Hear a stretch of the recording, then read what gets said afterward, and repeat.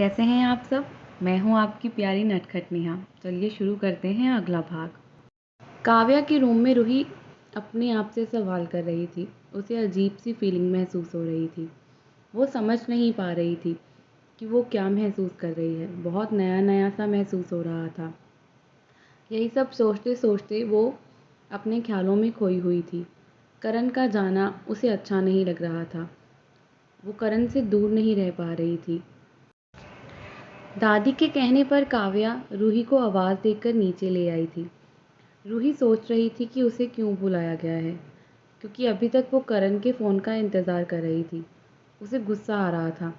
दूसरी तरफ करण फ़ोन नहीं करेगा वो ये भी जानती थी, क्योंकि रूही तो करण से हमेशा डरती है। तो करण को कैसे पता वो उसे मिस कर रही है या उसे याद कर रही है। वो उलझन में थी। काव्या के बुलाने से उसका ध्यान थोड़ा सा भट गया था। उसने बार बार काव्या से पूछा कि उसे क्यों बुलाया जा रहा है, पर काव्या ने शायद कोई जवाब नहीं दिया। जब वो दादी के रूम में आई तो उसने बहुत प्यार से दादी से पूछा, दादी माँ आपने मुझे बुलाया है। रूही की आवाज़ बहुत मीठी थी। जितनी वो खूबसूरत थी उतनी ही उसकी आवाज़ खूबसूरत थी। हर कोई इसलिए तो उसका दीवाना हो जाता था।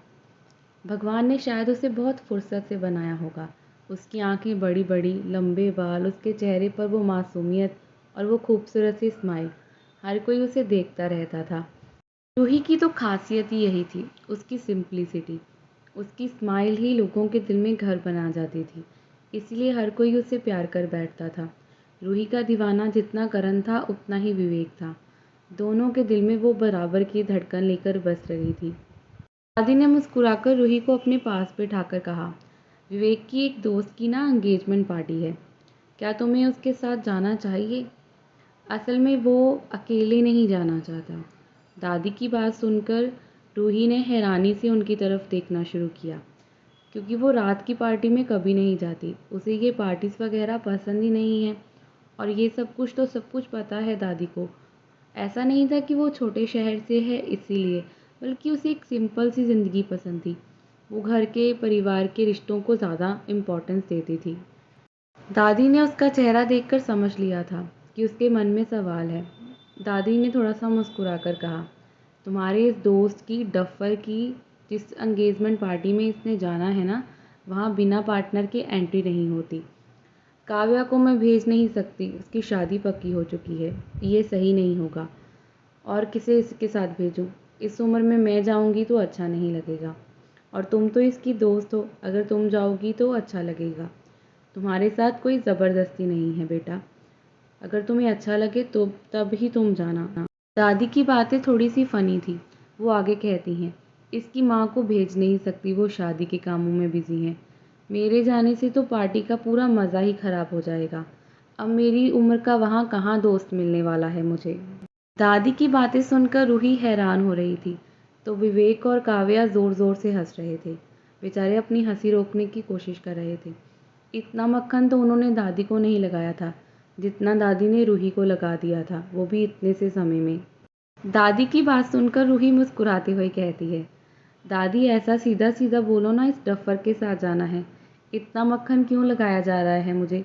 रूही की बात सुनकर दादी ज़ोर ज़ोर से हंसने लगती हैं और फिर उसके सिर पर हाथ रख कर कहती हैं, मेरी समझदार बच्ची, तुम सब जानती हो। तुम जानती हो मैं क्या चाहती हूँ। वैसे अगर तुम नहीं जाना चाहती तो साफ मना कर सकती हो। हम में से कोई तुम्हारे साथ ज़बरदस्ती नहीं करेगा। ये तुम्हारा घर है और तुम्हारे जाने ना जाने का फ़ैसला तुम्हारा है। हम कोई भी नहीं होते तुम्हारे साथ ज़बरदस्ती करने वाले। और तुम मेरी सबसे अच्छी बच्ची हो। रूही भी हंसते हुए कहती है, आप कहती हैं मैं चली जाती हूँ, वरना रहने देती हूँ। दादी मुस्कुरा देती हैं और कहती हैं, विवेक रूही को ध्यान से लेकर जाना और जल्दी घर वापस आ जाना। मैं नहीं चाहती देर रात तक तुम लोग वहाँ रुको और सड़कों पर इस तरह घूमो। विवेक की खुशी का तो ठिकाना ही नहीं था। उसके साथ रूही जा रही थी, ये बहुत बड़ी बात थी। किसी ने ये चीज़ नोटिस नहीं की थी, पर सिर्फ काव्या ने देख लिया था। विवेक कुछ ज़्यादा ही मुस्कुरा रहा था। उसकी मुस्कुराहट में कुछ ज़्यादा ही खुशी झलक रही थी। वो धीरे से उसे मारते हुए कहती है, दांत अंदर कर लो, अगर गिर गए ना तो फिर शादी नहीं होगी आपकी। और मेरी शादी के बाद आपका और करण भाई का ही नंबर लगने वाला है। और फिर मेरी शादी में तो जुलूस ही निकल जाएगा, सब कहेंगे कि मेरे भाई के दांत ही नहीं हैं। एक अपनी हंसी कंट्रोल करते हुए कहता है, मैं इसीलिए खुश हूँ कि मैं अपने दोस्तों से मिल पाऊँगा, उनके साथ टाइम स्पेंड कर पाऊँगा, और तुम क्या अपना दिमाग कहीं और ले जाती हो। वो रूही का हाथ खींचते हुए कहता है, चलो चलो अभी चलते हैं। ये सुनकर रूही हंसते हुए कहती है, अरे आधे पागल, मुझे पहले तैयार तो होने दे, ऐसे जाऊँगी, तेरे दोस्त क्या बोलेंगे, एक झल्ली सी लड़की को अपने साथ लेकर आया है। विवेक को एहसास हुआ कि रूही घर के कपड़ों में है, एंगेजमेंट पार्टी में जाना था, और ये सही नहीं होता कि वो उसके साथ इसी तरह चली जाती। विवेक बात को घुमाते हुए कहता है, मैं तो यही कह रहा था मोटी, जाकर तैयार हो जाओ, जल्दी जाएंगे तो जल्दी वापस आएंगे। रूही अपना सिर हिला देती है, इस घर में सब पागल हैं, उसने बस इतना सोचा। वो काव्या को ज़बरदस्ती अपने साथ ऊपर रूम में ले गई थी। वो जानती थी ये सारी खिचड़ी काव्या की ही पकाई हुई है। विवेक का इतना दिमाग ही नहीं है, ये काव्या का कांड है कि दादी को मस्का लगाया जाए। रूही जानती थी काव्या किस हद तक चालाकी करती है उसके साथ। रूही काव्या की तरफ देखकर कहती है, अब बता क्यों खिचड़ी पकाई तूने ये, क्यों भेज रही है मुझे इस पार्टी में। यार मैं वहाँ क्या करूँगी, ना तो मैं किसी को जानती हूँ और ना ही विवेक की किसी फ्रेंड को, तो क्यों करती है ऐसा। काव्या मुंह बनाकर कहती है, यार मैंने क्या किया है, ये सब भाई का किया धरा है, तो उनसे क्यों नहीं कहती, तू मुझे सुना रही है। रूही परेशान हो गई थी, वो क्या ही करे, ये सब एक जैसे थे। रूही अपने कपड़े निकालने लगी थी, उसे नहीं समझ आ रहा था कि उसे क्या पहन कर जाना चाहिए। वैसे जब से वो यहाँ आई है बहुत सारी शॉपिंग की है, मीरा जी और काव्या ने उसे बहुत कुछ खरीद कर दे दिया था।